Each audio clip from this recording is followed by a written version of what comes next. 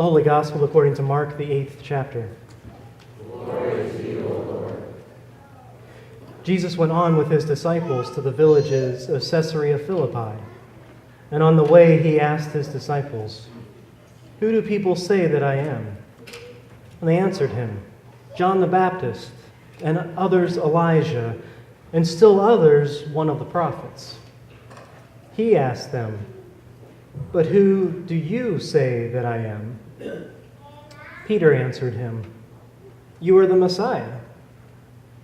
And Jesus sternly ordered them not to tell anyone about him. Then he began to teach them that the Son of Man must undergo great suffering and be rejected by the elders, the chief priests, and the scribes, and be killed, and after 3 days rise again. He said all this quite openly. And Peter took him aside and began to rebuke him. But turning and looking at his disciples, Jesus rebuked Peter and said, "Get behind me, Satan, for you are setting your mind not on divine things, but on human things." He called the crowd with his disciples and said to them, "If any want to become my followers, let them deny themselves and take up their cross and follow me. For those who want to save their life will lose it, and those who lose their life for my sake and for the sake of the gospel will save it. For what will it profit them to gain the whole world and forfeit their life? Indeed, what can they give in return for their life? Those who are ashamed of me and of my words in this adulterous and sinful generation, of them the Son of Man will also be ashamed when he comes in the glory of his Father with the holy angels." The Gospel of the Lord. Praise to you, O Christ.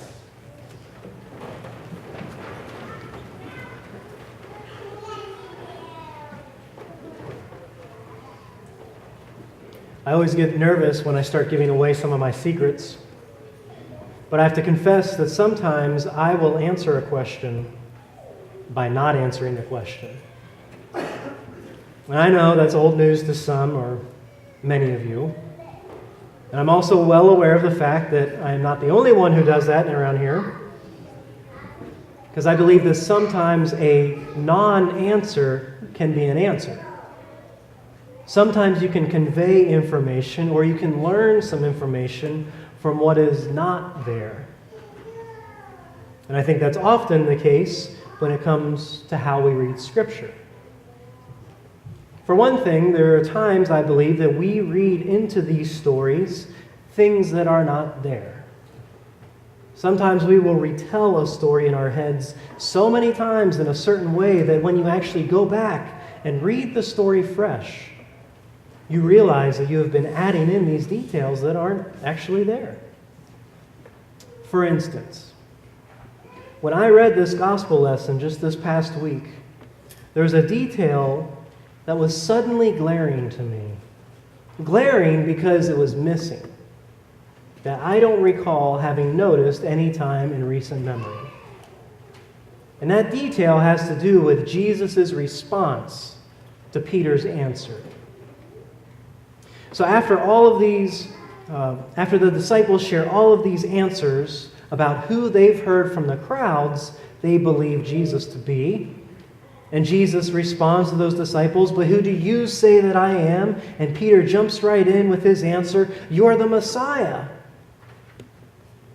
And for the longest time, I bet a lot of us thought, "Good job, Peter. You got it right. Jesus must be so proud." Standing there, giving Peter a pat on the back. Said this correct thing, right? I mean, that's what I always thought. But this time I noticed something. Did you notice it? Jesus doesn't actually say that Peter had the right answer. We hear Peter answer, "You are the Messiah." And the next thing we hear, and Jesus sternly ordered them not to tell anyone about him. Okay, maybe I just need my eyes checked because I didn't see that detail. And some of you might be thinking this detail doesn't matter, that it's just assumed that because Jesus replied in that way, Peter did have the right answer. Which could be the case. A lot of scholars point in that direction. But still, my head was spinning this week because of that one missing detail. Because to me, sometimes the things that are not there are as important as the things that are. So in fairness, Mark's gospel is inherently brief. He does not include near as many details as Matthew and Luke's gospels do. So maybe Mark is assuming that we know that Jesus agreed with Peter. But since I know what can happen when we assume things, what could it mean if Jesus did not approve of that answer? You are the Messiah, Peter said, and he sternly ordered them not to tell anyone about him because maybe they don't get it. Maybe they don't know enough yet about who Jesus is and what he is up to intelligently tell other people about him. Maybe Jesus doesn't want that answer told about him. Maybe that answer that Peter gave was wrong.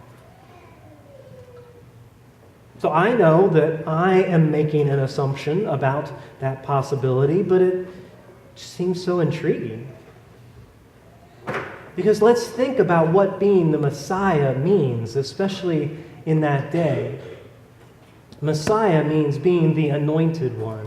And so in their day, they literally anointed people. They poured oil over their heads to mark them as someone who is set apart from everyone else.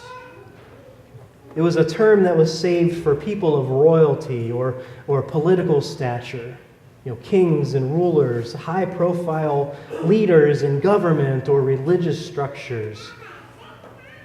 The Jewish people were hoping for it and expecting this Messiah to come and free Israel from their Gentile oppressors and purify the people and restore Israel's independence and glory. But if you hear those things, you realize they're very political and social desires for what those Jewish people were expecting in a Messiah. And at that point, Jesus has made no claim to do any of that, nor that he was going to do such a thing in the way that they are expecting. So why would Peter name Jesus as the Messiah? Probably because that's what Peter and many of the disciples, and really all of the Jewish people, hoped that Jesus would do. Because that's what the Jewish people were expecting of the Messiah. So I'm sure you remember hearing that over the summer we had this short Sunday school class on Judaism. And from what I could gather, you can tell me if I was wrong, the topic of Judaism was brought up here because of this question that people were asking that was more or less like, why are there still Jewish people today? And that was a question not coming out of a self-righteous belief in Christianity, but in honestly wondering if the Jewish people were waiting for a Messiah, and we believe that Jesus is the Messiah, why are they still waiting? Do they not believe that Jesus was the Messiah in the way that we do? Well, in that class, what we discovered was that the Jewish people today do not believe that Jesus Christ fulfilled those things that make a Messiah the Messiah.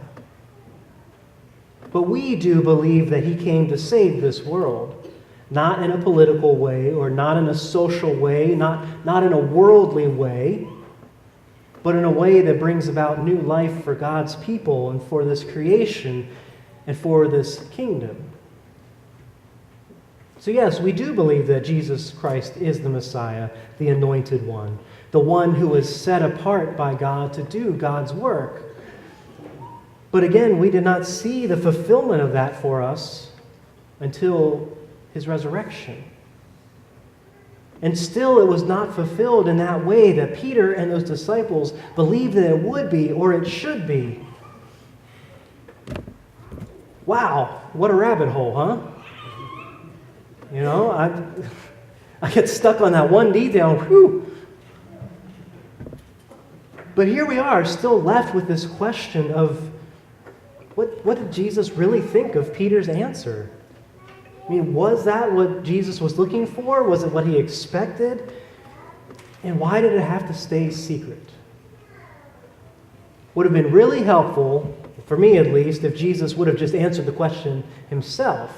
Who do I say that I am? Okay, Jesus, who are you? Tell us, please. But I think he asked that of us. It's a question that we are called to figure out each and every day of our lives. Who do you say that Jesus is? Because that secrecy is over now. Through his suffering, death, and resurrection, the fullness of who he is has been revealed to all people. And I believe that we can better understand and articulate that identity of his through how he lived the rest of his life that we hear in this gospel. Through his suffering and rejection, through his death, and again, finally through his resurrection.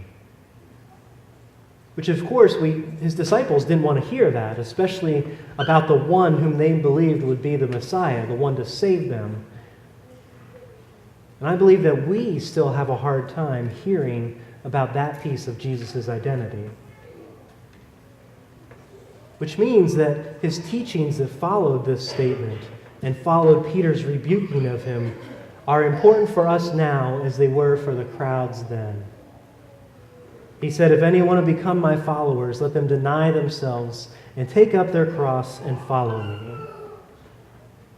Which makes us wonder again, what would it mean to take up our cross? And to me, it means a life of humble service. Does it mean that suffering and rejection and death like it was for Jesus? Well, maybe, but not exactly in the same way.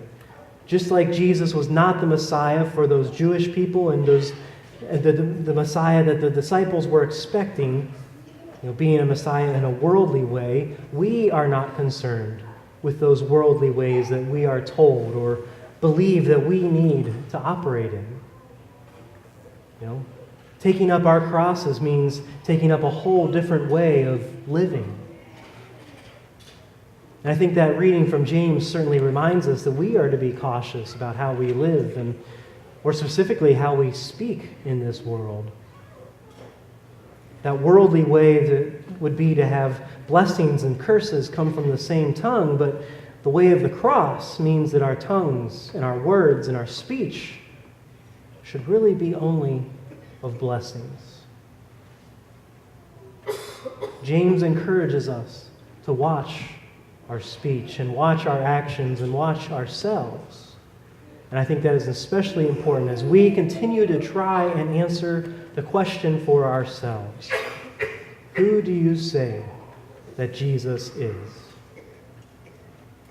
Amen.